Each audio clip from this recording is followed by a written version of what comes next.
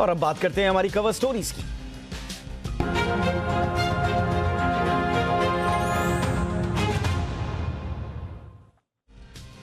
तो देश में कोरोना वायरस के नए मामले एक दिन में पहले की तुलना में बीते दिन 12% कम आए हैं।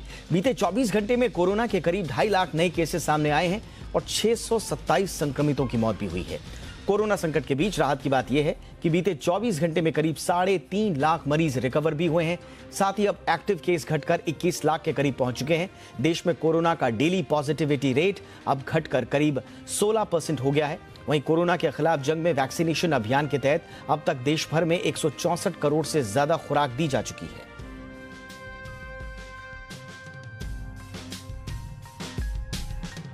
इधर दिल्ली में कोरोना के मामलों में गिरावट देखने को मिली है। यहां 24 घंटे के भीतर 4044 नए संक्रमित मरीज मिले हैं, जबकि 25 मरीजों ने इलाज के दौरान दम तोड़ दिया। वहीं 8000 से ज्यादा मरीज ठीक होकर अपने घर लौट गए हैं। दिल्ली में अब 8.60% पर पॉजिटिविटी रेट पहुंच गया। वहीं सक्रिय मामलों की बात करें तो अब यहां कुल एक्टिव केसों की संख्या 29,152 पर पहुंच गई है।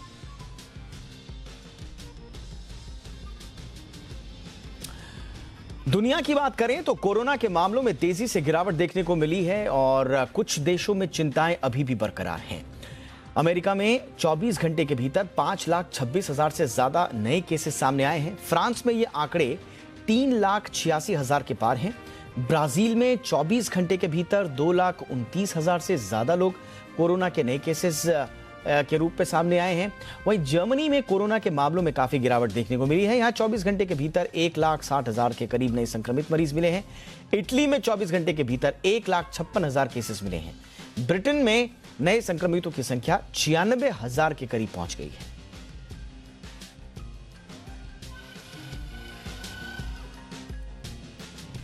कोरोना महामारी के चलते कई राज्यों में स्कूल बंद हैं तो कुछ राज्यों में स्कूल खुल चुके हैं। स्कूल खोलने पर संचालकों और अभिभावकों के अलग अलग मत हैं।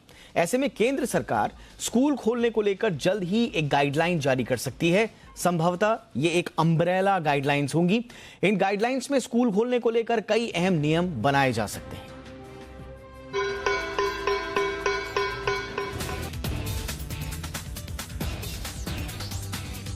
कोरोना महामारी की चिंताओं के बीच ज्यादातर राज्यों में स्कूल बंद हैं, जबकि महाराष्ट्र में स्कूल खोले जा चुके हैं। वहीं हरियाणा और उत्तर प्रदेश जैसे कई राज्य स्कूल खोलने की तैयारियां कर रहे हैं। कुछ राज्यों में बच्चों के माता पिता स्कूल खोलने की वकालत कर रहे हैं तो कई पेरेंट्स इसके खिलाफ हैं। स्कूल खोलने को लेकर अभी केंद्रीय स्तर पर कोई भी नियम नहीं है। ऐसे में राज्य और केंद्र सरकार दोनों स्कूल खोलने को लेकर नए प्लान पर काम कर रहे हैं। रिपोर्ट्स के मुताबिक सरकार चरणबद्ध तरीके से स्कूलों को खोलने पर विचार कर रही है। इसके लिए एक ऐसा मॉडल तैयार किया जा रहा है जिसमें कोविड नियमों को ध्यान में रखते हुए स्कूल खोले जाएंगे। रिपोर्ट्स की माने तो स्वास्थ्य मंत्रालय पहले ही एक्सपर्ट टीम को स्कूल खोलने के बेहतरीन रास्ते खोजने पर काम करने के लिए कह चुका है। पिछले साल सितंबर-अक्टूबर में कोरोना के मामले कम होने के बाद कुछ राज्यों में स्कूल खुलने लगे थे, लेकिन जैसे ही ओमिक्रॉन के मामले सामने आए फिर से स्कूलों को बंद कर दिया गया। ऐसे में बच्चों की पढ़ाई पर ज्यादा असर पड़ रहा है, जबकि गरीब माता पिता अपने बच्चों के भविष्य को लेकर ज्यादा चिंतित हैं, क्योंकि बच्चों की ऑनलाइन क्लास के लिए ना तो उनके पास लैपटॉप है और ना ही Android phone. Indian Council Medical Research यानी ICMR भी स्कूल खोलने की हिदायत दे चुका है। ICMR ने कहा था कि कुछ एहतियात के साथ स्कूल खोले जा सकते हैं। वहीं एम्स के डायरेक्टर डॉक्टर रणदीप गुलेरिया भी स्कूल खोलने के पक्ष में हैं। रणदीप गुलेरिया ने कहा था कि बच्चों को कोरोना का खतरा ज्यादा नहीं होता, लिहाजा स्कूल खोले जा सकते हैं। संयुक्त राष्ट्र की चिल्ड्रंस चैरिटी के मुताबिक महामारी में सबसे लास्ट में स्कूल बंद किए जाने चाहिए और सबसे पहले इन्हें खोला जाना चाहिए। संस्था के मुताबिक 2,40,00,000 बच्चे महामारी के चलते स्कूल से अलग हो जाएंगे, क्योंकि बच्चे स्कूल में पढ़ाई के अलावा कई और चीजें सीखते हैं जो उनके संपूर्ण विकास के लिए जरूरी है। विशेषज्ञों का कहना है कि कोरोना का खतरा बच्चों पर कम है। ऐसे में उनके स्कूल खोले जा सकते हैं ताकि न वो सिर्फ शिक्षा ग्रहण कर सकें बल्कि उनका सामाजिक और मानसिक विकास भी बेहतर हो सके। और अगर कोविड गाइडलाइन का पालन करते हुए स्कूल खोले जाएं तो इसका फायदा बच्चों को ही मिलेगा। ब्यूरो रिपोर्ट, जी मीडिया। तो सेंटर की ये गाइडलाइन कैसी होंगी, जो एक अम्ब्रेला गाइडलाइंस के रूप में होंगी और पूरे देश में एक समान नियम बनेंगे कोरोना के स्कूल की जो रीओपनिंग्स होती हैं कोरोना के बाद, लॉकडाउन लगने के बाद जो स्कूल बंद होते हैं, इस पर बातचीत करने के लिए इस वक्त मेरे साथ बेहद खास मेहमान जुड़ चुके हैं। दिल्ली कोविड कमेटी के सदस्य समीर भाटी साहब हमारे साथ हैं। भाटी साहब, बहुत बहुत स्वागत है आपका। सर, क्या एक्सपेक्ट कर रहे हैं आप? अभी इस पर काम हो ही रहा है, क्या आप एक्सपेक्ट कर रहे हैं और किस तरह की गाइडलाइंस होनी चाहिए? सरकार के दिमाग में क्या होगा? क्योंकि इतने बड़े देश में एक समान गाइडलाइंस लाना, सबकी परिस्थितियां अलग अलग होती हैं और मामले वगैरह भी अलग अलग ही दिखते हैं। एक साथ तो पूरे देश में मामले घटते या बढ़ते नहीं हैं, तो फिर ये किस तरह से सरकार इन गाइडलाइंस को मूर्त रूप दे पाएगी? बिल्कुल बिल्कुल, देखिए अगर गाइडलाइंस की बात करें तो जो स्कूल ओपनिंग की एसओपीज है वो तो पहले भी बनी हुई है हमारी, जिसमें हम बात कर रहे थे कि जो 50% कैपेसिटी के साथ हमारे स्कूल्स खोलेंगे, एडिक्वेट वहां पर मेडिकल फैसिलिटीज होंगी, वेंटिलेशन का ध्यान रखा जाएगा, पेरेंट्स का कंसेंट वो जो पहले था वो अब भी रहेगा ही रहेगा। और उसके बाद गाइडलाइंस की जहां पर भी हम बात करते हो, निश्चित तौर पे हमारी जो भी गाइडलाइंस होगी वो साइंटिफिकली एविडेंस बेस्ड होगी। और इसमें अब हम लोगों के पास अगर पहले से बात करें तो बहुत सारे हमारे पास मतलब इनफ एविडेंस है जिनके जिनके बेसिस पे हम लोगों को डिसीजन मेकिंग में सबको काफी ज्यादा इजी होगा हमारे लिए। और इसमें पूरे सभी जो स्टेक होल्डर्स है, गवर्नमेंट की तो हम बात ही कर रहे हैं, पर जो सबसे महत्वपूर्ण हमारे स्टेक होल्डर है जिसमें पेरेंट्स और आपके बच्चे, इसके अलावा स्कूल अथॉरिटीज और स्टेट एजुकेशन और हेल्थ डिपार्टमेंट, सभी की डिसीजन और सभी की राय में गाइडलाइंस पूरी तरह से बन के और फिर उसके बाद इंप्लीमेंट होगी। बिल्कुल, आपने जैसा कहा कि प्रोटोकॉल्स तो ऑलरेडी बने हुए हैं और अपने अपने स्तर पर राज्यों ने भी बनाए हैं, केंद्र के भी हैं गाइडलाइन। तो ये जो नई गाइडलाइंस आएंगी ओपनिंग की, ये उससे अलग कैसे होंगे? इसमें कुछ और तब्दीलियों की जरूरत आप समझते हैं? हाँ, देखिए इसमें दो चीजें हैं, अब इसमें समझना जरूरी है। गाइडलाइंस जो पहले बनी वो बिल्कुल एकदम ठीक गाइडलाइंस है। हमें ये देखना जरूरी है कि जो 2020 के अंदर जो चीजें थी अब 2022 के अंदर नहीं है, काफी ज्यादा बदलाव उसके अंदर आ चुका है। काफी हमारे पास अभी एविडेंस है, पूरे एविडेंस में यही समझ आया है कि बच्चों के अंदर कोई सीवियरिटी ऑफ डिजीज नहीं देखी गई है। हाँ, सिर्फ ये जरूर है कि अब जो गाइडलाइंस आएगी उसके अंदर जो वैक्सीनेशन ड्राइव है उसके ऊपर भी और काफी अधिक जोर डाला जाएगा, क्योंकि जो वैक्सीनेशन अगर हम स्टेट वाइज देखें तो कुछ राज्यों के अंदर, स्पेसिफिकली बड़े शहरों के अंदर काफी तेज है वैक्सीनेशन ड्राइव। तो मुझे लगता है इसमें स्कूल को शामिल करना बहुत ज्यादा जरूरी होगा। तो वैक्सीनेशन स्कूल्स के अंदर आई थिंक मुझे लगता है इन गाइडलाइंस के अंदर एड ऑन हो जाएंगी। ओके, अच्छा, मैं देख रहा था कि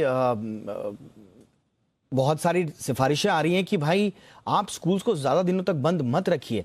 इनफैक्ट महाराष्ट्र ने तो फैसला किया कि भाई हम स्कूल अब ज़्यादा दिनों तक बंद नहीं रखेंगे।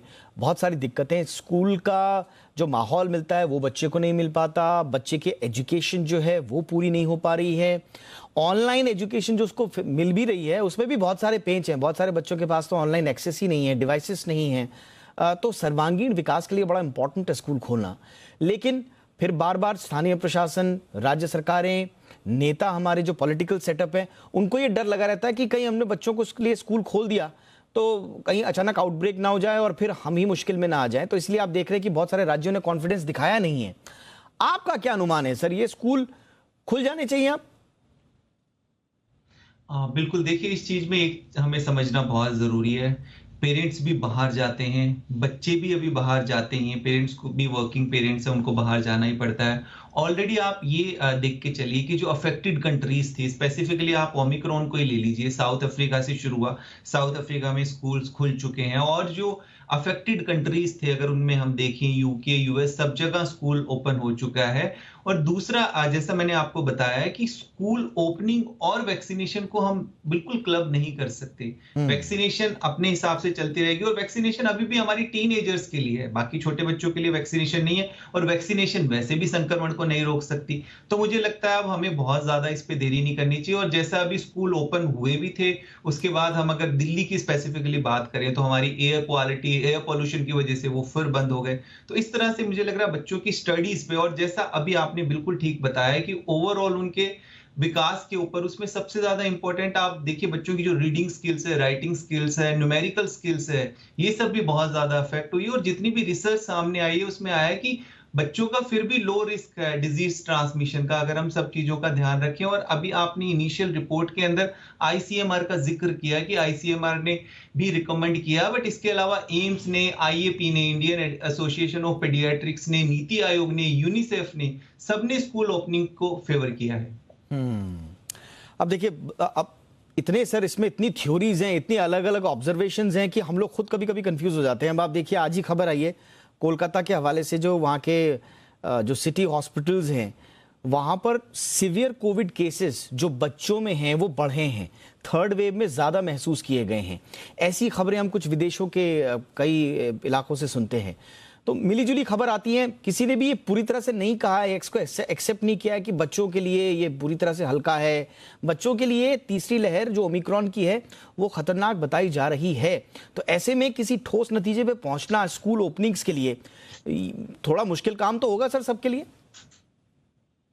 हाँ, देखिए इसमें एक चीज समझना जरूरी है। अगर हम बच्चों की सीरो सर्वे की भी आप बात करिए, बच्चों का जब हमने बिल्कुल लॉकडाउन किया हुआ था डेल्टा वेरिएंट के समय के अंदर, तो भी जो सीरो पॉजिटिविटी आई थी, अगर ओवरऑल हम इंडिया की बात करें फोर्थ में, तो 70% के करीब बच्चे ऑलरेडी इन्फेक्ट हो गए थे। और बड़े शहरों में तो ऑलरेडी 80-90% बच्चे इन्फेक्ट हो गए थे और उनको पता भी नहीं लगा था।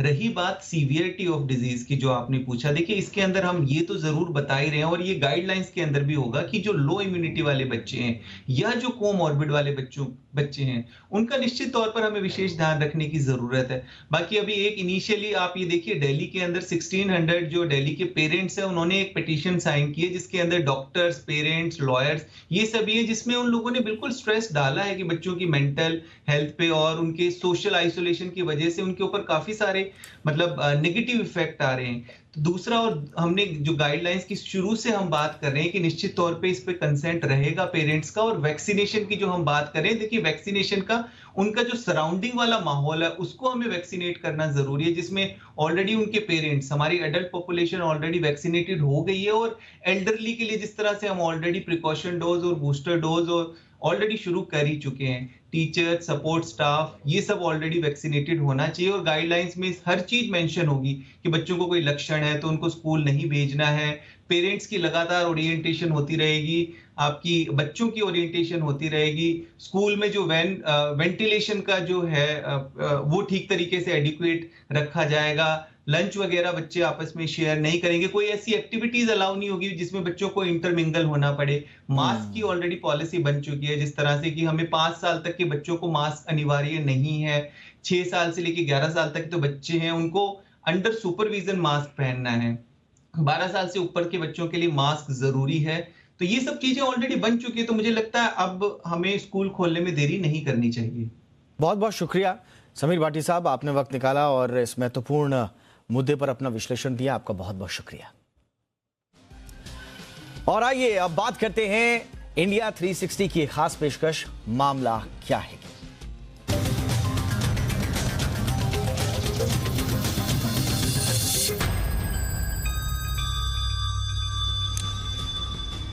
दुनिया में ओमिक्रॉन के बाद नियोको वेरिएंट ने चिंताएं बढ़ा दी हैं। इसको लेकर तरह तरह की चर्चाएं भी शुरू हो गई हैं। क्या ये अब तक का सबसे खतरनाक वायरस का एक वेरिएंट है या ये पुराना है, ये नया है? बहुत सारी बातें हो रही है। नियोको वायरस कोरोना का सबसे खतरनाक वेरिएंट बताया जा रहा है। अगर ये नया वायरस इंसानों में फैला तो माना यह जा रहा है, बातें ये चल रही हैं कि मौत का जोखिम कई गुना बढ़ जाएगा।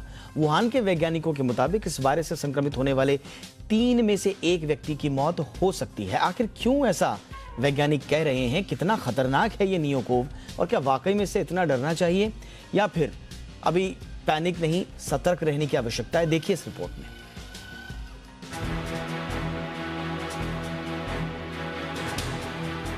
दुनिया ओमिक्रॉन वेरिएंट से पहले ही जूझ रही है। इसी बीच एक और वेरिएंट ने लोगों की चिंताएं बढ़ा दी हैं। इस वेरिएंट का नाम नियोकोव बताया जा रहा है, जो दक्षिण अफ्रीका में मिला है। ये फिलहाल चमगादड़ों में मिला है और इस पर शोध फिलहाल जारी है। लेकिन वैज्ञानिकों का दावा है कि नियोकोव वेरिएंट कोरोना के सभी वेरिएंट से ज्यादा खतरनाक हो सकता है। इसके खतरनाक होने का कारण बताया जा रहा है मिडिल ईस्ट रेस्पिरेटरी सिंड्रोम यानी मर्स। यानी मर्स कोरोना वायरस से जुड़ाव, जिसने मध्य पूर्व के देशों में 2012 और 2015 में चिंताएं बढ़ा दी थी। वैज्ञानिकों के मुताबिक मर्स की तरह ही नियोकोव वेरिएंट में मौत का जोखिम ज्यादा है। आशंका है कि नियोकोव से संक्रमित होने के बाद 3 मरीजों में से 1 की जान जा सकती है। रूस की न्यूज एजेंसी स्पुतनिक ने भी स्पष्ट किया है कि नियोकोव वेरिएंट नया नहीं है और ये कोरोना वेरिएंट मर्स कोव वायरस से जुड़ा हुआ है। इधर वुहान यूनिवर्सिटी की रिसर्च के मुताबिक नियो को वेरिएंट इंसानों को संक्रमित कर सकता है और इस वायरस को सिर्फ एक म्यूटेशन की जरूरत है। म्यूटेशन यानी वायरस की मूल जीनोमिक संरचना में बदलाव होना। ये बदलाव ही आगे जाकर वायरस का नया रूप लेता है, जिसे वेरिएंट कहा जाता है। अगर ये बदलाव हो जाता है तो ये तय माना जा रहा है कि ये तेजी से इंसानों में फैलेगा। हालांकि रूस के वायरोलॉजी और बायोटेक्नोलॉजी विभाग के मुताबिक फिलहाल इस वेरिएंट के इंसानों में फैलने की क्षमता कम है और इसकी क्षमता और जोखिम को अभी गहराई से जांच करने की जरूरत है। दुनिया में अब तक कोरोना की कई वेरिएंट मिल चुके हैं, जिनमें अल्फा, बीटा, गामा और ओमिक्रॉन जैसे वेरिएंट शामिल हैं। कुछ दिनों पहले ओमिक्रॉन का सब स्ट्रेन BA.2 मिला था, जो दुनिया भर में तेजी से फैल रहा है। ऐसे में नियो को वेरिएंट से चिंताएं बढ़ना लाजमी है, लेकिन चूंकि अभी इस पर ज्यादा स्टडी नहीं हुई है, लिहाजा पैनिक करने से ज्यादा सतर्कता और सुरक्षा पर ज्यादा फोकस करने की जरूरत है। ब्यूरो रिपोर्ट, जी मीडिया। चलिए और अब बात करते हैं बजट की।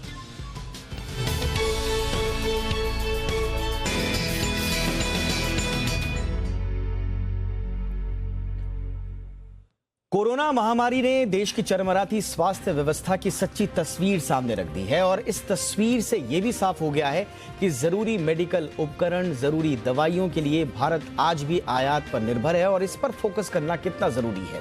कोरोना महामारी ने देश ही नहीं, दुनिया को भी बता दिया कि फार्मा सेक्टर को मजबूत करना एक देश के लिए कितना जरूरी है। ऐसे में इस बार आम बजट से फार्मा सेक्टर को भी फोकस बढ़ाने की सरकार की ओर से उन पर पूरी उम्मीदें हैं। इस बार जरूरत है कि फार्मा सेक्टर की उन चुनौतियों से निपटने के लिए घोषणा हो जिनसे भारत आयात पर निर्भर रहता है और घरेलू मैन्युफैक्चरिंग को बढ़ावा दे।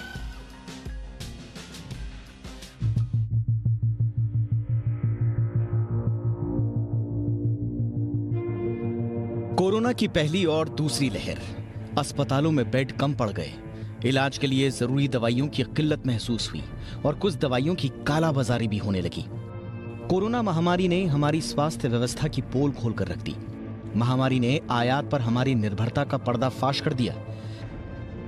लेकिन भारतीय फार्मा इंडस्ट्री की बात करें तो ड्रग प्रोडक्शन के मामले में भारत तीसरे पायदान पर खड़ा रहा।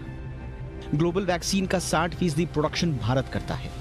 दुनिया भर की मीजल्स वैक्सीन की 90% डिमांड को भारत पूरा करता है।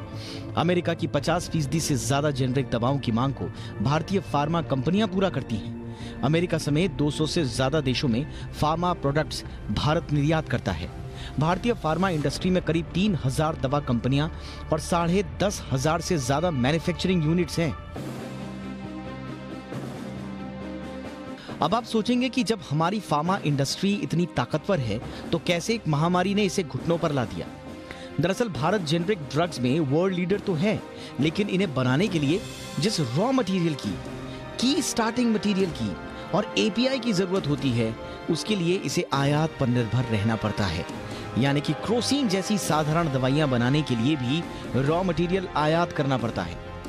मौजूदा समय में भारत 70% एपीआईज चीन से आयात करता है। चीन की सस्ती एपीआई की वजह से भारत में घरेलू एपीआई उत्पादन करने वाले प्लांट्स बंद हो गए। भारतीय कंपनियां धीरे धीरे एपीआई के उत्पादन से पीछे हटने लगी क्योंकि इसमें ज्यादा मुनाफा नहीं था। भारत में एपीआई की लागत ज्यादा होने की वजह महंगी तकनीक और इसके उत्पादन के लिए बुनियादी ढांचे की कमी है। रॉ मटेरियल के अलावा दूसरा अहम पहलू मेडिकल डिवाइस है। मेडिकल डिवाइस के लिए भी भारत आयात पर निर्भर है। देश की जरूरत के 70 से 90% मेडिकल डिवाइस आयात किए जाते हैं। इनमें critical medical device, diagnostics equipment शामिल हैं और इसकी वजह है भारत में ना के बराबर मेडिकल डिवाइस का प्रोडक्शन, और जो थोड़ा बहुत होता भी है वो क्वालिटी के मानकों पर बेहतर नहीं है। लेकिन ऐसा नहीं है कि सरकार ने हालातों को बदलने की कोशिश नहीं की। सरकार ने कच्चे माल के उत्पादन को बढ़ावा देने और एपीआई के उत्पादन के लिए वित्तीय प्रोत्साहन की शुरुआत की है। केंद्रीय कैबिनेट 3 एपीआई पार्क की घोषणा कर चुकी है। 53 एपीआई की पहचान कर चीन पर निर्भरता कम की गई है। प्रोडक्शन लिंक्ड इंसेंटिव यानी पीएलआई योजना की शुरुआत की, जिससे आयात पर निर्भरता कम हो। लेकिन करीब 35 से 40 उत्पादन क्षमता आज भी बेकार पड़ी है। इस बार के बजट से फार्मा सेक्टर को रिसर्च एंड डेवलपमेंट को प्रोत्साहन और अलग अलग दवाओं पर टैक्स छूट की उम्मीद है। भारतीय फार्मास्यूटिकल्स उत्पादकों के संगठन organisation of pharmaceutical producers of India ने मांग की है कि बजट में स्वास्थ्य क्षेत्र के लिए जीडीपी के मौजूदा 1.8% को बढ़ाकर 2.5 से 3% किया जाए। रिसर्च एंड डेवलपमेंट के लिए अलग से बजट का प्रावधान हो। दवाओं पर सीमा शुल्क को लेकर मिली छूट जारी रहे। दुर्लभ बीमारियों के लिए इनोवेटिव दवाओं पर आयात शुल्क में छूट मिले। फार्मा सेक्टर में आत्मनिर्भर बनना है तो भारत के लिए जरूरी है कि वो मौजूदा एपीआई यूनिट का कुशलता से इस्तेमाल करे, डिलीवरी पॉइंट का अभाव और दवाओं तक पहुंच में कमी को दूर करे और स्वास्थ्य देखभाल के बुनियादी ढांचे में निवेश को बढ़ाए। ब्यूरो रिपोर्ट, जी मीडिया।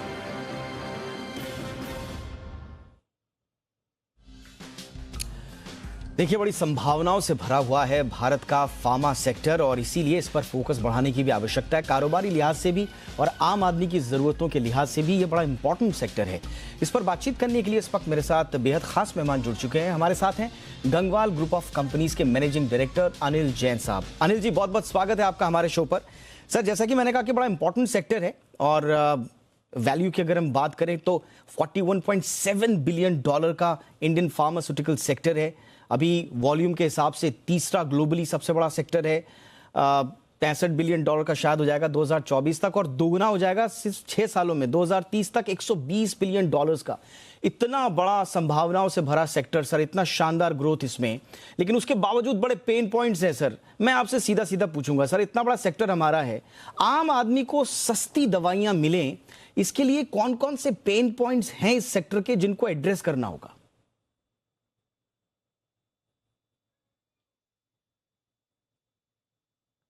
सर, आप म्यूट हैं अनिल जी, अगर आप उसको अनम्यूट कर दें उसके बाद।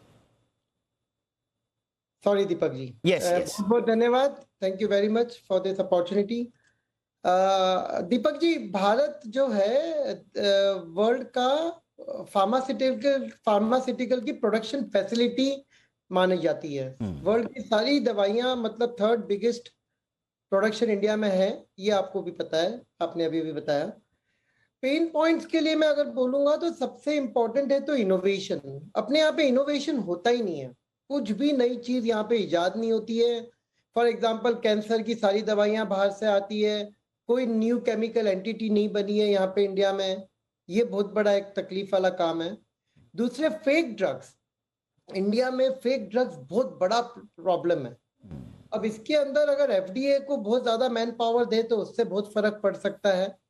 फिर हमारा इंफ्रास्ट्रक्चर अगर डेवलप होगा तो सप्लाई चेन बढ़ेगा, सप्लाई चेन अच्छा हो जाएगा तो जो एक्सेस है सब जगह पे चीपर और फास्टर एक्सेस हो सकता है। और छोटी कंपनियों के लिए अगर एक कॉमन डिजिटल प्लेटफॉर्म गवर्नमेंट बना के दे देवे, जो प्रोडक्शन की रिकॉर्डिंग, डेटा का protection, data retrieval, efficient planning, ये सब करे तो ये सबसे क्या होगा कि जो कॉमन आदमी है और सारे स्टेक होल्डर्स है, जितने भी है फार्मा में कनेक्टेड, प्रोड्यूसर है, मार्केटिंग है, डिस्ट्रीब्यूटर है और खासकर जो आम आदमी है, इन सबको दवाइयां सब्सटेंशियली मतलब रिड्यूस रेट में मिल सकती है। बिल्कुल। अच्छा सर, एक चीज जब मैंने फार्मा सेक्टर की बात करी और कोरोना काल में खास तौर से, तो बार बार एक चीज का जिक्र हुआ सरकार के स्तर पर, आप जैसे जो बुद्धिजीवी हैं सेक्टर के उनके स्तर पर, कि साहब एपीआई की जो निर्भरता है खास तौर से चीन में। अब ग्लोबल एक्टिव फार्मास्यूटिकल इंग्रेडिएंट्स का अगर आप पूरा मार्केट देखेंगे सर, तो ये $265 का है। 2026 में ये हो जाएगा $265 बिलियन का, माफ कीजिएगा, है ना। सीएजीआर का आप देखिए, शानदार 6.7% सीएजीआर के साथ ये ग्रो कर रहा है। 2026 में अगर हम चाइना का देखें तो वो 35 बिलियन को पार कर जाएगा सर। यूएस का अगर आप देखेंगे तो 71 बिलियन 2021 का ही है। मतलब पूरी दुनिया में एपीआई का जो मार्केट है वो शानदार है, लोग इसका फायदा भी उठा रहे हैं। हमारे पास वो अपॉर्चुनिटीज है नहीं, बार बार हम एपीआई के मामले में पीछे छूट जाते हैं। क्या ऐसा किया जाए सर कि एपीआई पर हमारी खास तौर से चाइना पर जो निर्भरता है वो खत्म हो, हम घर में ही एपीआई बनाना शुरू करें? दीपक जी, चाइना पे निर्भरता कम करनी है ये तो एकदम आवश्यक है। सारी दुनिया, सिर्फ भारत ही नहीं, सारी दुनिया चाइना +1 स्ट्रेटेजी पे काम कर रही है फार्मास्यूटिकल्स में। तो ये एकदम निश्चित है कि चाइना के ऊपर हमारे को निर्भरता कम करनी ही पड़ेगी। इसमें कुछ चीजें जो मैंने सोचा है, क्योंकि मैं भी एक प्रोड्यूसर हूँ, तो सबसे बड़ी बात जो आती है, एफ्लुएंट ट्रीटमेंट प्लांट, दो बड़ी कॉस्ट है फार्मास्यूटिकल दवाई बनाने में, एक एफ्लुएंट का डिस्पोजल और दूसरा यूटिलिटी एंड पावर। ये दो चीज अगर गवर्नमेंट बहुत अच्छी तरीके से सब्सिडाइज करे और बहुत अच्छा इंफ्रास्ट्रक्चर प्रोवाइड करे और रिड्यूस्ड रेट पे, तो इंडिया में चीपर दवाई बनाना बहुत बड़ा मुश्किल काम नहीं है, इसमें कोई दो राय नहीं है। फिर दूसरी एक चीज है कि यूनिवर्सिटी और इंडस्ट्री का कोलैबोरेशन, हम एजुकेशन दे भी रहे हैं पर यूनिवर्सिटी और इंडस्ट्री का कोलैबोरेशन नहीं हो रहा है। और जो इंसेंटिव्स है वो इंसेंटिव खाली एक टोकन जैसा इंसेंटिव नहीं होना चाहिए, सब्सटेंशियल होना चाहिए, तब जाके लोगों को इंटरेस्ट आवे। पैसा लगाने के लिए पैसा खूब है भारत में, बट हर कोई बिजनेसमैन चाहता है कि उसको एक प्रॉफिटेबल अपॉर्चुनिटी मिले। एंटीबायोटिक्स जैसे सबसे बड़ा इंपोर्ट है, तो मैं बोलता हूँ कि सबसे पहले एंटीबायोटिक्स के ऊपर अगर हम लोगों ने फोकस किया तो वो हो जाएगा, और शायद गवर्नमेंट कर भी रही है। और मेरा दूसरा एक चीज है कि न्यूट्रिशन, ना आप फार्मा की बात कर रहे हैं, न्यूट्रिशन भी फार्मा का ही हिस्सा है, बिल्कुल, या फार्मा न्यूट्रिशन का हिस्सा है। तो इसके अंदर तो भारत बहुत पिछड़ा हुआ है, फार्मा में तो बहुत आगे है। एक सिंपल प्रोडक्ट, अपना देश भारत दूध में, लिक्विड मिल्क में सबसे बड़ा प्रोड्यूसर है, पर उसकी डेरिवेटिव्स कुछ भी नहीं है। एक सिंपल प्रोडक्ट लाइक वे प्रोटीन कॉन्सेंट्रेट हो गया या आइसोलेट हो गया, हम प्रैक्टिकली 20 से 25 हजार टन इंडिया में इंपोर्ट करते हैं। सोया प्रोटीन, कितनी सोया की खपत होती है इंडिया में, पर 15,000 टन सोया प्रोटीन को इंपोर्ट करते हैं। तो ये सब चीज अगर गवर्नमेंट ध्यान देवे और इसके ऊपर करे तो आई थिंक चाइना के ऊपर तो निर्भरता कम करनी भी चाहिए और हो भी जाएगी। अच्छा, ओवरऑल सर हम सब जानते हैं कि भाई स्वास्थ्य के ऊपर जो जीडीपी पर हमारा जो खर्चा है वो बहुत कम है। अगर हम कंपेयर करेंगे तो हमारे आस पड़ोस के कई ऐसे देश हैं, इनफैक्ट बांग्लादेश जैसे भी देश है जो हमसे शायद आगे हैं स्वास्थ्य पर। हमारा जीडीपी का 1.5%, 1.3 थोड़ा ऊपर नीचे हो जाता है। 2.5% का हमने लक्ष्य जरूर रखा जरूर है, लेकिन हम वहां तक पहुंच नहीं पा रहे हैं। और अब जो है सर, डिमांड ये की जा रही है कि ओवरऑल जीडीपी का खर्चा आप स्वास्थ्य पर बढ़ाइए। तो आप जो कह रहे हैं न्यूट्रिशन पे, फार्मा के पूरे इंडस्ट्री पे, हेल्थ केयर पर, अगर ओवरऑल हम जीडीपी का खर्चा बढ़ाते हैं तो सारे पेन पॉइंट्स को हम कवर कर रहे होंगे, यही आपकी एक्सपेक्टेशंस होंगी सर बजट से इस बार? तो बजट के बारे में मैं ऐसे बोलूं कि आज देखिए, आज जो पेंडेमिक चल रहा है और इसमें फार्मा कंपनियों ने, हेल्थ वर्कर्स ने जो मिलकर और सारे स्टेक होल्डर्स ने जो काम किया है वो लाजवाब है। इसमें कोई दो राय नहीं है कि फार्मा कंपनी एकदम अग्रिम होके और प्रोएक्टिवली, मुझे पता है कि कुछ फार्मा ओनर्स, कुछ रॉ मटेरियल्स नहीं मिल रहे थे तो ओनर्स, 25-25 हजार करोड़ के ओनर्स कंपनियों के, वो फोन कर रहे हैं कि कैसे, कहाँ से रॉ मटेरियल मिलेगा, ये हमको चाहिए। तो आई वुड से कि सबसे पहले तो फार्मा को, हम लोग को, ये हीरोज को, they are unsung heroes, they should be saluted, I would say। फिर बजट के एक स्ट्रॉन्ग इम्पेटस देना चाहिए सब्सिडीज, जैसे डिजिटाइजेशन का एक थ्रस्ट देना चाहिए। फिर इंफ्रा का मैं बोल चुका हूँ। मेडिकल इंश्योरेंस हमारे यहाँ पे मेडिक्लेम के नाम पे होता क्या है? कुछ भी नहीं। इतनी सारी प्रॉब्लम है और लोअर लेवल पे तो मेडिक्लेम जाता भी नहीं है। फिर इनोवेशन के लिए टैक्स ब्रेक्स, ये बहुत इंपॉर्टेंट टैक्स ब्रेक्स और बहुत अच्छी मात्रा में देनी चाहिए। फिर एनपीपीपीए को हटा देना चाहिए मेरे हिसाब से, बिकॉज प्राइस का कैपिंग तो कंपटीशन डिसाइड करेगा। तो जैसे ये खत्म होता है एनपीपीए, तो बहुत सारे लोग प्रोडक्शन में आना चाहेंगे और प्राइस कम भी होगी। तो ये कुछ चीजें हैं जो मैं सोचता हूँ कि, और जीडीपी को अगर बढ़ा दिया, as a percentage total capital allocation ज्यादा कर दिया, तो ऑब्वियसली, और बहुत बड़ी मात्रा नहीं चाहिए, 20-25 हजार करोड़ चाहिए, which is not a big thing for India, for a country like India. इतना सा ही तो करना है खाली। बिल्कुल, और आपके पास 2 साल का तो अनुभव भी है, आपने पूरा पैंडेमिक काल देखा है। So it's a big and good opportunity अगर सरकार इसमें एलोकेशन बढ़ाती है। ये वक्त की ज़रूरत भी है और मेरे ख्याल से इस देश के एक एक बाशिंदे के लिए इस वक्त सबसे आवश्यक चीज़ भी। बहुत बहुत शुक्रिया सर, न सिर्फ फार्मा बल्कि आपने पूरे हेल्थ केयर को भी कवर कर लिया। आज बहुत अच्छा लगा आपसे चर्चा करके। हम उम्मीद करते हैं कि जो भी फार्मा सेक्टर की उम्मीदें हैं इस बजट में ज़रूर पूरी हों, क्योंकि वो फिर रेप्लिकेट होंगी आम आदमी की ज़रूरतों में, तो इसलिए बड़ा इंपॉर्टेंट चीज़ होगा। बहुत बहुत शुक्रिया सर, आपने हमारे लिए वक्त निकाला। Thank you so much. चलिए आगे बढ़ते हैं। बजट में इंफ्रास्ट्रक्चर निवेश को सरकार बढ़ावा देगी, जिसका फायदा सीमेंट, स्टील समेत सभी सेक्टर्स को होगा। यह कहना है बीएसई के सीईओ आशीष चौहान का। बजट के अलावा निवेशकों और एलआईसी के आईपीओ को लेकर आशीष चौहान ने खास बातचीत की हमारे संवाददाता अनुराग शाह से।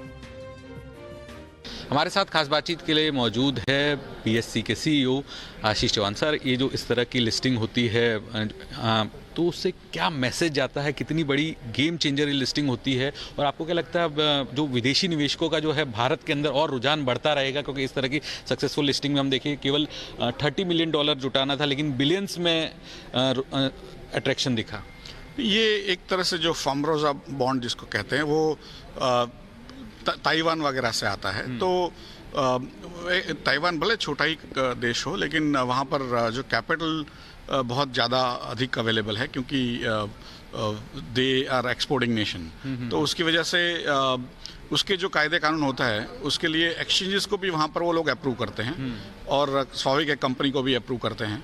तो ये करीब प्रक्रिया जो है 2016 से शुरू हुई थी, तो आज 2022 में पहला ट्रांजैक्शन हुआ है। एक मैं कहूँगा कि $300 मिलियन एसबीआई के लिए भी बड़ी बात नहीं है, भारत के लिए भी बड़ी बात नहीं है, लेकिन जो एक जो टेस्ट ट्रांजैक्शन में कहूँगा कि उनको भी एक अच्छा लगे, वो जो निवेशक है वहाँ ताइवान से जो आते हैं उनको भी अच्छा लगे, और हमें भी अच्छा लगे कि जो टाइट स्प्रेड वो लोग दे रहे हैं वो अमेरिकन मार्केट में भी आज नहीं मिलने वाला है, या यूरोपियन मार्केट में भी नहीं मिलने वाला। तो एक तरह से विश्व का जो केंद्र बिंदु है वो एशिया की तरफ धीरे धीरे करके आ रहा है। उसमें से ताइवान, जापान वगैरह का एक बड़ा रोल रहेगा।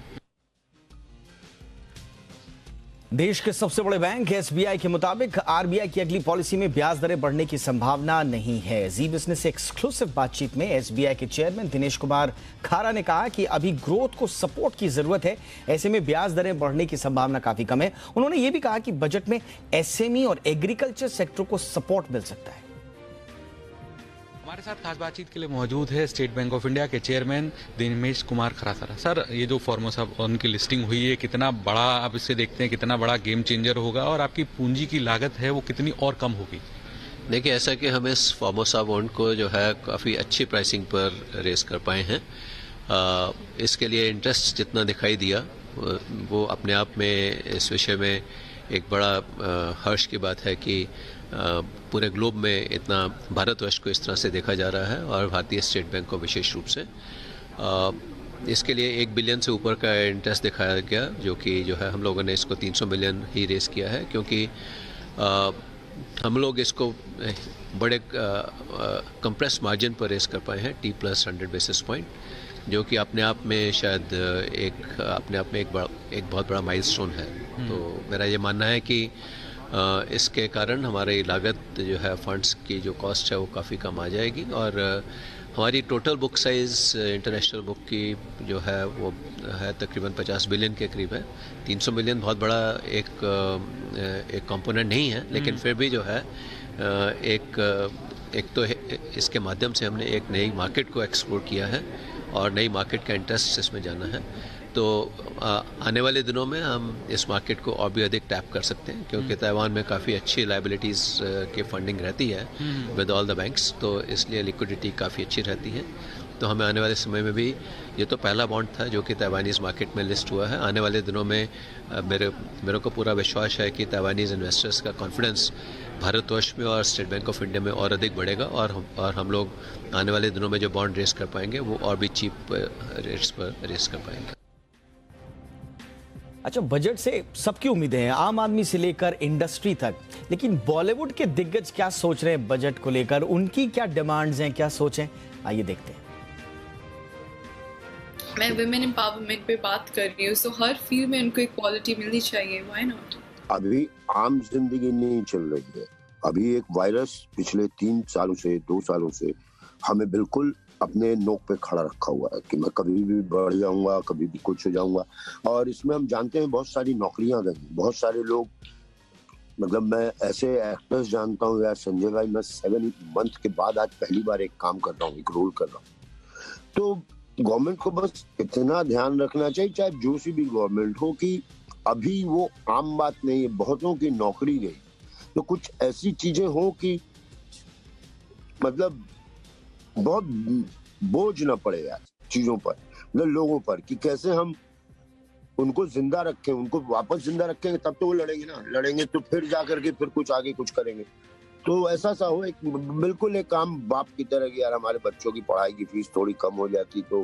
देखिए, मैं ये समझता हूँ कि जब हम सरकार बनाते हैं और लीडर्स चुनते हैं, जो भी हों, अच्छे हैं, बुरे हैं, मीडियम हैं, हाँ, ये जिम्मेदारी हम उनको देते हैं कि आप पूरे देश को, पूरी सोसाइटी को देख के आप पॉलिसी बनाएंगे अभी लेके, क्योंकि देश का खुश रहना, खुश एनर्जी होना, पॉजिटिव एनर्जी रहना, सोचने की शक्ति होना, ताकि हर तकलीफ से हम लोग बाहर निकल सकें। तो देश, हमारे जैसे देश जिसमें 130 करोड़ लोग रहते हैं, उसका बजट बनाना बहुत ऐसा सिंपलीफाइड चीज नहीं है कि अच्छा ये होना चाहिए, चलो कर दो, खत्म करो। Because we are talking about such a big variety of people, such a big, socially different, culturally different, economically different people. Would want, मेरी wish list ये है कि जो भी हो वो सबको ध्यान में रखे हो, and not one section of the society. Not me, not this person, not that person, but something that is universally beneficial for everyone who lives. Omicron जा रहा है और जिंदगी एक बार फिर से धीरे धीरे पुराने ढर्रे पर लौटने लगी है। इकोनॉमी में सब कुछ पटरी पर आ रहा है और इसका सीधा फायदा नौकरी पेशा लोगों को मिलने वाला है। कई लोग 2022 में नौकरी के माहौल को लेकर बड़े चिंतित रहते हैं, लेकिन एक रिपोर्ट आई है शानदार जो कहती है एक बार फिर हाई सैलरी का दौर लौटने वाला है। ग्लोबल कंसल्टेंसी कंपनी कॉर्न फेरी के मुताबिक इस साल कंपनियां सैलरी में करीब 10% की बढ़ोतरी कर सकती हैं। देखिए रिपोर्ट।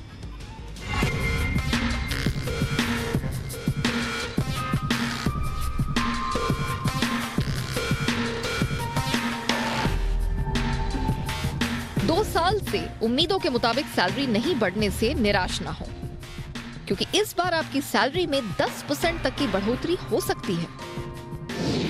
कॉर्न फेरी इंडिया की रिपोर्ट बेहद उत्साहित करने वाली है। रिपोर्ट के मुताबिक कोरोना के कमजोर पड़ने के बाद कारोबारी माहौल में तेजी से बदलाव आया है। हर सेक्टर में तेजी से ग्रोथ देखने को मिल रही है। कंपनियों के फाइनेंशियल्स मजबूत हुए हैं और इसका फायदा सैलरी में बढ़ोतरी के तौर पर कर्मचारियों को भी मिल सकता है। प्री कोविड के दौर में यानी 2019 में जहां सैलरी में औसतन 9.25% की बढ़ोतरी हुई थी, 2021 में 8.4% के साथ इसमें कुछ सुधार आया, लेकिन इस साल ये बढ़कर 9.5% तक आ सकता है। सैलरी हाइक होने की वजह साफ है। कोरोना काल के बाद कंज्यूमर कॉन्फिडेंस बढ़ा है और कंपनियों के कारोबार और मुनाफे दोनों में तेजी से इजाफा हुआ है। ऐसे में कंपनियां अपने मुनाफे का एक हिस्सा सैलरी इंक्रीमेंट बास्केट में डाल रही हैं। करीब 46% कंपनियां सैलरी बढ़ाने के साथ साथ एडिशनल वेलनेस बेनिफिट देने वाली हैं। तो करीब 43% कंपनियां घर में ऑफिस सेटअप के लिए अलावेंस देने की तैयारी में है। वहीं 60% कंपनियां वर्क फ्रॉम होम के मद्देनजर वाईफाई के साथ बिजली जैसे खर्च को भी देने को तैयार हैं, क्योंकि 40% लोग अपनी नौकरी बदलने की फिराक में हैं और दूसरी कंपनियां उन्हें अच्छे ऑफर भी दे रही हैं। ऐसे में कंपनियों की कोशिश होगी कि तेजी से नौकरी बदलने के ट्रेंड को देखते हुए काबिल कर्मचारियों की सैलरी बढ़ाकर उन्हें रोका जा सके।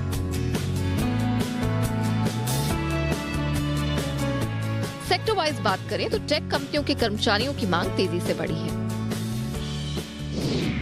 रिपोर्ट के मुताबिक उनकी एवरेज सैलरी हाइक भी 10.5% से ज्यादा हो सकती है, क्योंकि यहाँ कंज्यूमर सेक्टर से जुड़ी कंपनियों में बढ़ोतरी का ये आंकड़ा 10% से थोड़ा अधिक है। लाइफ साइंस से जुड़ी कंपनियां अपने कर्मचारियों की सैलरी में 9.5% की बढ़ोतरी कर सकती हैं, तो वहीं ऑटो और केमिकल सेक्टर में ये बढ़ोतरी 9% तक हो सकती है।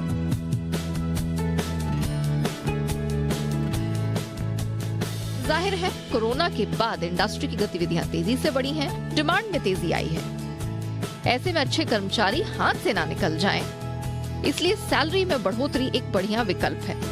सैलरी बढ़ेगी तो कर्मचारी भी कहे बिना नहीं रह सकेंगे। इंक्रीमेंट हो गया रब्बा रब्बा। ब्यूरो रिपोर्ट, जी मीडिया। देश भर के सरकारी जनरल इंश्योरेंस कंपनियों के करीब 40,000 कर्मचारी वेतन बढ़ोतरी की मांग को लेकर आज हड़ताल पर रहे। इसके चलते oriental insurance, national insurance, United India insurance और न्यू इंडिया इंश्योरेंस के ज्यादातर दफ्तर बंद रहे।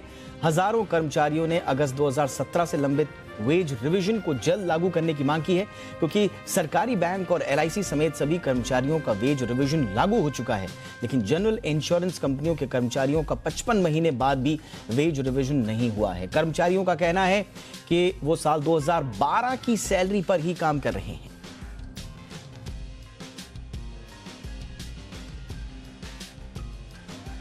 और अब खबरें विधानसभा चुनाव से।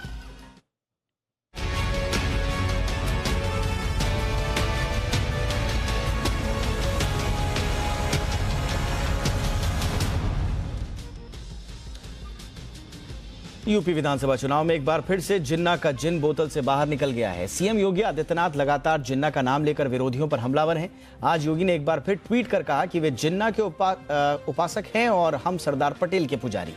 उनको पाकिस्तान प्यारा है और हम मां भारती पर जान न्यौछावर करते हैं। योगी आदित्यनाथ के निशाने पर समाजवादी पार्टी खासतौर पर रही।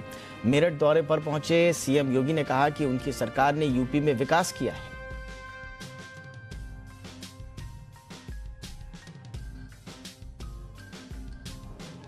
जो आपके सुख दुख में सहभागी नहीं हो सकता, क्या आपका हितैषी हो सकता है? क्या जो लोग आपको बिजली नहीं देते थे, क्या वे फ्री में बिजली देंगे? क्या जो लोग स्वयं सुरक्षा के लिए खतरा बने थे, क्या उनसे कोई उम्मीद करते हैं? क्या कल पश्चिमी उत्तर प्रदेश के दौरे के बाद आज केंद्रीय गृह मंत्री अमित शाह उत्तराखंड के मिशन पर रुद्रप्रयाग पहुंचे, जहां उन्होंने डोर टू डोर कैंपेन के तहत आम लोगों से बीजेपी को उत्तराखंड के विकास के लिए एक बार फिर से भारी बहुमत के साथ जिताने की अपील की। आपको बताएं कि 70 विधानसभा सीटों वाले उत्तराखंड में बीजेपी अभी सत्ता में है और इस बार लगातार जीत के लिए जी जान से प्रचार करने में जुटी हुई है।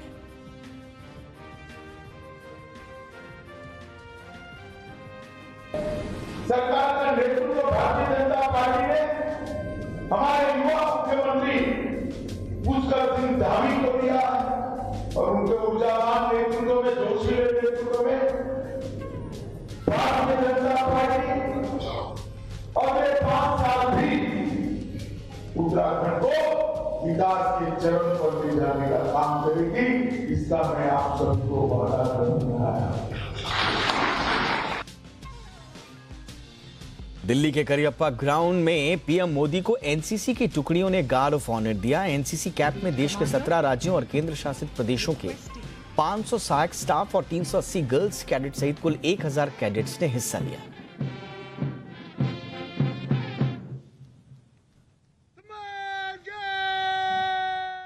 आज मां भारती भारत के युवाओं से यही आह्वान कर रही है, भूखंड बिछा, आकाश ओढ़, नए नोदक ले, मोदक प्रहार, ब्रह्मांड हथेली पर उछाल, अपने जीवन धन को निहार।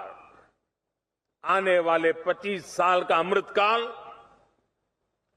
देशभक्ति के ज्वार का है। बाजार की कारोबारी हफ्ते के आखिरी दिन बाजार में भारी उतार चढ़ाव देखने को मिला। इंट्राडे में निफ्टी ने आज सेंचुरी लगाई। इंट्राडे में मिड कैप इंडेक्स में 3% से ज्यादा की तेजी देखने को मिली। बैंक निफ्टी में भी तेजी रही, लेकिन कारोबार के आखिरी घंटे में ऊपरी स्तरों से भारी मुनाफा वसूली देखने को मिली और सेंसेक्स और निफ्टी दिन भर की अपनी सारी बढ़त गंवाकर लाल निशान में बंद हुए। अंत में सेंसेक्स 77 अंक टूटकर 57,200 के स्तर पर बंद हुआ। निफ्टी भी 8 अंकों की गिरावट के साथ 17,100 के स्तर पर बंद हुआ। निफ्टी बैंक 293 अंक गिरकर 37,680 पर बंद हुआ।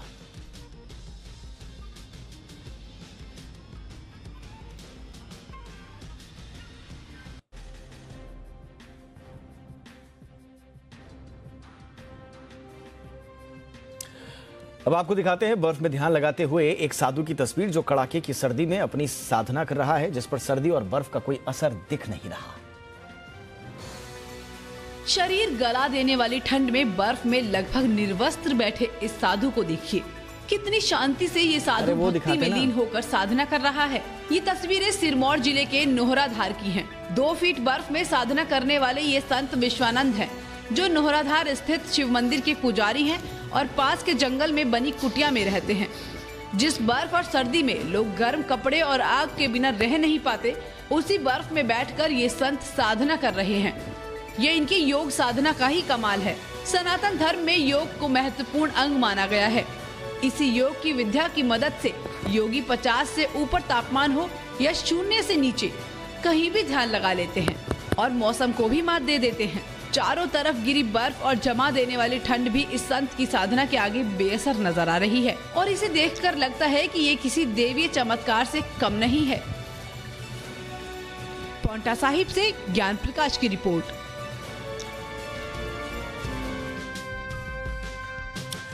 ये था आज का इंडिया 360। हैशटैग याद रखिए, #ZIndia360। कोई राय है, कोई सुझाव है तो हमें जरूर भेजें। नमस्कार।